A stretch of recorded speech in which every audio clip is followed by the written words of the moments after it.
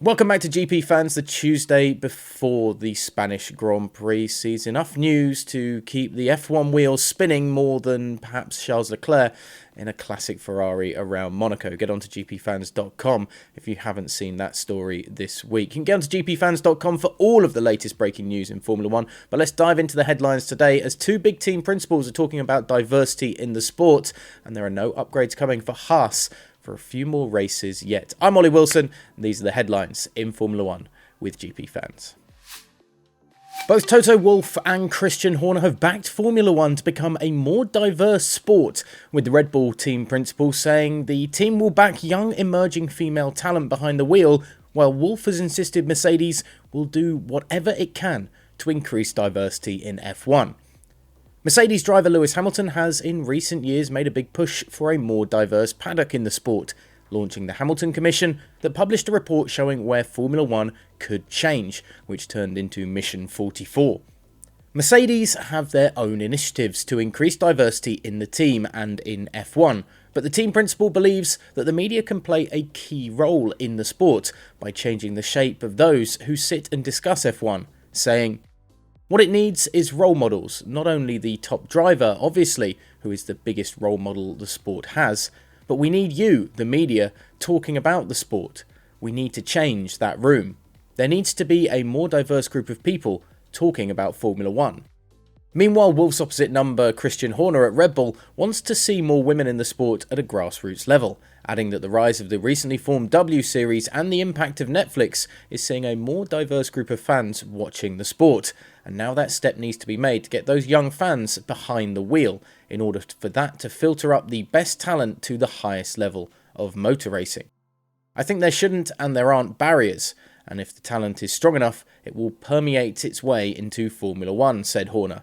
Because, we're all very selfish individuals that we want the best drivers, regardless of background, gender, etc. Getting back to the jewellery issue in Formula 1, and Grand Prix Drivers Association chairman Alex Wurz has backed the FIA and its clampdown on accessories in the sport, saying it's a rule for the right reasons. Wurz highlighted the traumatic experience suffered by former driver Magnussen, who suffered severe pain when he was involved in a flaming crash in Japan in 1988. The Danish driver told Wurz the most painful part after the fire was the rubber elastic in his underwear being burnt to his skin, with the GPDA chairman saying, "I don't want to live these consequences only for not taking my pants off and putting fireproof underpants on. The same with jewellery." Now Wurz did admit that the FIA could have handled themselves better in their pushback against the drivers wearing jewellery, but he stands by their decision to enforce the regulations. And finally, upgrades are going to be a big talking point going into Spain this weekend, but Haas team principal Guenther Steiner is saying his drivers may have to wait around 5 more races for upgrades to their VF22. While Ferrari are bringing their new upgrades to the Circuit de Catalunya, Haas will be one of the few teams this weekend without any additions to their car, with the team deciding to wait a little longer with their upgrade package as they look to get the maximum performance out of their car in its current state. "We've decided to wait a little bit longer with upgrades as I still think we have performance in the car without them, which we have to get on the track," said Steiner. "So sometimes we achieve it, sometimes we don't."